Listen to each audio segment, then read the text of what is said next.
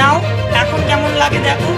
মাইকের আজান বন্ধ করতে গিয়ে ডিজে বন্ধ হয়ে গেল, রাস্তায় নামাজ পড়া বন্ধ করতে গিয়ে রাস্তা আটকে যে পুজোগুলো হতো 15 দিন, পুজোর 15 দিন আগের থেকে আর পুজোর 15 দিন পর পর্যন্ত, সেগুলো বন্ধ হয়ে গেল।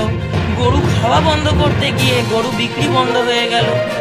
আসলে ব্যাপারটা কি বলুন তো, এগুলোর থেকে প্রমাণ হয় যে আমরা হিন্দু মুসলমান আমরা একে অপরের পরিপূরক। আমাদের প্রত্যেকটা ব্যবসা, প্রত্যেকটা কার্যকর্ম সব কিন্তু একে অপরের সাথে সমন্বয় নিয়েই চলে। একজনের ক্ষতি হলেও অপরজনের ক্ষতি হবেই। বিশেষ করে তো এখনো পর্যন্ত কোনো মধ্যবিত্ত পরিবারে কোনো ক্ষতি হয়নি, ক্ষতি একমাত্র হয়েছে যারা গরু ব্যবসায়ী এই সরকারের আইনের মধ্যে।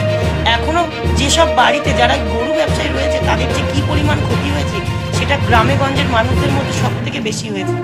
মধ্যবিত্ত পরিবারে এখনো কোনো আজ আসেনি তো, তাই জন্য এখনো বুঝতে পারছে না, আর একটু বেলা হোক বুঝতে পারবে।